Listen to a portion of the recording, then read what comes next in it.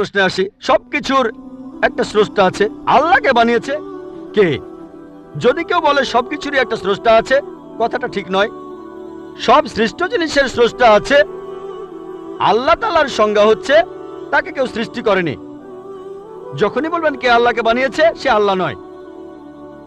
আল্লাহ তাআলার সংজ্ঞা হচ্ছে তিনি সৃষ্টি হননি। ধরেন এক লোক আপনাকে বলল যে ভাই, আমার বন্ধু জন, সে হাসপাতালে ভর্তি হয়েছে, সে একটা বাচ্চার জন্ম দিয়েছে। বলতে পারবেন এই বাচ্চাটা ছেলে না মেয়ে? বলতে পারবেন? চেষ্টা করেন, দেখেন। পারবেন না কেন? ছেলে না মেয়ে? হ্যাঁ না। ধরেন ভাই জন, সে হাসপাতালে ভর্তি হয়েছে, সে একটা বাচ্চার জন্ম দিল, এই বাচ্চাটা ছেলে না মেয়ে? আপনি বলতে পারবেন? না না। 50% চান্স ছেলে না মেয়ে। লোকজন সবাই হাসছে কেন? বলতে পারবেন? পারবেন না কেন? যে উত্তরই বলেন সেটা কি ঠিক হবে? চেষ্টা করে দেখেন, যে বাচ্চাটা জন্মালো সে কি ছেলে না মেয়ে? চেষ্টা করেন। মেয়ে। মেয়ে। ভাই, পুরুষ লোক কি বাচ্চার জন্ম দিতে পারে? হ্যাঁ, এখানে আপনি ভুল করেছেন। একইভাবে ভুল করেছেন যখন বললেন কে আল্লাহকে বানিয়েছে। পুরুষ লোক কোনো বাচ্চার জন্ম দিতে পারে না, তাহলে তো মেয়ে বা ছেলে হওয়ার প্রশ্নই আসে না। এখন কি আপনি বুঝতে পেরেছেন? হ্যাঁ, বুঝতে পেরেছেন, এই তো ভালো। পুরুষ লোক কোনো বাচ্চার জন্ম দিতে পারে না, তাহলে তো ছেলে বা মেয়ে হওয়ার কোনো প্রশ্নই আসে না। যখন প্রশ্ন করলেন কে আল্লাহকে সৃষ্টি করেছে, আল্লাহর সংজ্ঞা হচ্ছে, ঈশ্বরের সংজ্ঞা হচ্ছে তিনি সৃষ্টি হননি। যখনই বলবেন কে আল্লাহকে বানিয়েছে, সে আল্লাহ নয়। ওয়ালাম ইয়াকুল লাহু কুফুয়ান আহাদ, তার সমতুল্য কেউ নেই। এবারে আপনার শেষ প্রশ্নটাতে আসে, আল্লাহকে। আল্লাহকে সবচেয়ে সেরা সংজ্ঞাটা আছে পবিত্র কোরআনের সূরা ইখলাসে 1 নম্বর থেকে 4 নম্বর আয়াতে উল্লেখ করা হয়েছে। এখানে বলা হয়েছে যে কুল হুয়াল্লাহু আহাদ, বলো তিনি আল্লাহ এক, অদ্বিতীয়। আল্লাহুস সামাদ, তিনি অবিনশ্বর, চিরস্থায়ী। লাম ইয়ালিদ ওয়া লাম ইউলাদ, তিনি জন্ম নেননি, কাউকে জন্ম দেননি। ওয়া লাম ইয়াকুল লাহু কুফুয়ান আহাদ, তার সমতুল্য কেউ নেই। এই হলো 4 লাইনের সংজ্ঞা আল্লাহ সুবহানাহু ওয়া তাআলার। যদি কোনো মানুষ, যদি কেউ বলে যে অমুক লোকটা আল্লাহ, সেই লোক যদি এই 4টা শর্ত পূরণ করতে পারে, আমাদের মুসলিমদের কোনো আপত্তি থাকবে না সেই লোককে আল্লাহ বলে মেনে নিতে। 4 লাইনের সংজ্ঞা, এটাই হলো ধর্মের লিটমাস টেস্ট। আল্লাহ তাআলার সংজ্ঞা প্রথমটা হলো কুল হুয়াল্লাহু আহাদ, বলো তিনি আল্লাহ এক, অদ্বিতীয়।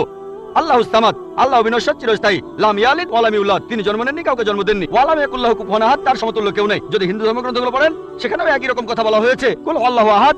এটা পাবেন আপনাদের ছান্দোক্য উপনিষদে 6 নম্বর অধ্যায় 2য় অনুচ্ছেদের 1ম পরিচ্ছেদে। এক্কামে বিদ্বিতীয়াম, ঈশ্বর মাত্র একজন, দ্বিতীয় কেউ নেই। দ্বিতীয় টেস্ট আল্লাহুস সামাদ, আল্লাহ অবিনশ্বর, চিরস্থায়ী। ভগবত গীতা 10 অধ্যায়ে 3 অনুচ্ছেদ বলছে, আমাকে বলা হয় এই বিশ্ব জগতের প্রভু, আমি জন্ম নেইনি, কোনো শুরু নেই। তৃতীয় টেস্ট লাম ইয়ালিদ ওয়া লাম ইউলাদ, তিনি জন্ম নেননি, কাউকে জন্ম দেননি। আর শ্বেতক্ষেত্র উপনিষদে আছে 6 নম্বর অধ্যায়ের 9 অনুচ্ছেদে, নাচাই সাকাসিদ জানিতা নাচ্চাদিপা, ঈশ্বরের কোনো প্রভু নেই, তার কোনো বাবা মা নেই। মহান ঈশ্বরের কোনো বাবা নেই, তার কোনো মা নেই। তারপর ওয়া লাম ইয়াকুল লাহু কুফুয়ান আহাদ, তার সমতুল্য কেউ নেই। আর শ্বেতক্ষেত্র উপনিষদে বলা হয়েছে 4 নম্বর অধ্যায়ের 19 অনুচ্ছেদে আছে। এছাড়াও যজুর্বেদ 32 অধ্যায়ের 3 অনুচ্ছেদে বলা হয়েছে, নাতাস্তি প্রতিমা আস্তি, মহান ঈশ্বরের কোনো প্রতিমা নেই, কোনো মূর্তি নেই, কোনো ছবি নেই, কোনো ফটোগ্রাফ নেই, কোনো ভাস্কর্য নেই। এটাকে বলেছে যজুর্বেদ 32 অধ্যায় 3য় অনুচ্ছেদ বলেছে। একই কথা ওয়া লাম ইয়াকুল লাহু কুফুয়ান আহাদ। যদি কেউ বলে যে অমুক লোকটা হচ্ছে আল্লাহ, যদি সেই লোক এই 4টা শর্ত পূরণ করে, আমরা মুসলিমরা কোনো রকম আপত্তি ছাড়াই সেই লোককে আল্লাহ বলে মেনে নেব। যেমন ধরেন, কিছু লোক বলে ভগবান রজনীশ হলেন মহান ঈশ্বর।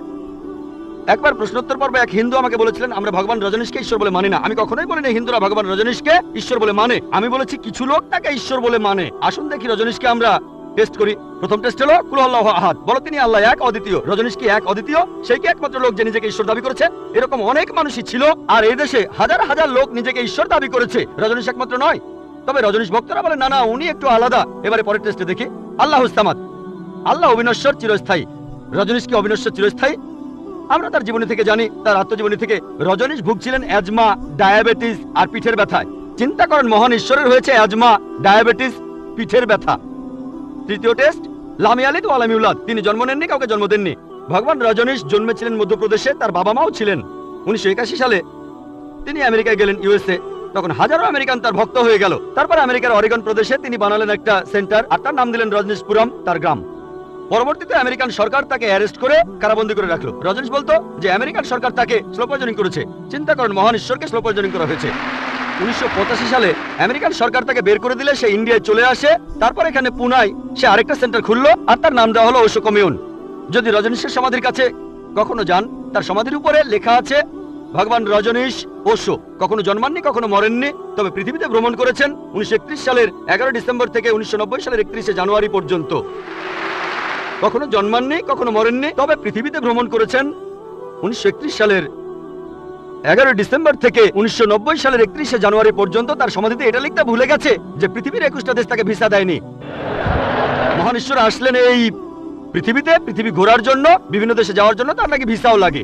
তখন গ্রিসের আর্কবিশপ বলেছিলেন, যদি রজনীশকে এই দেশ থেকে তাড়িয়ে না দেওয়া হয়, আগে তার ঘর পোড়াবো, তারপর ভক্তদের ঘর পোড়াবো। শেষ টেস্ট ওয়ালাম ইয়াকুল্লাহু কুফুয়ান আহাদ। পরীক্ষাটা এতই কঠিন যে একমাত্র আল্লাহ ছাড়া কেউই পাশ করবে না। যখনই আল্লাহর সাথে কারো তুলনা করবেন, সে আল্লাহ নয়। ওয়ালাম ইয়াকুল্লাহু কুফুয়ান আহাদ।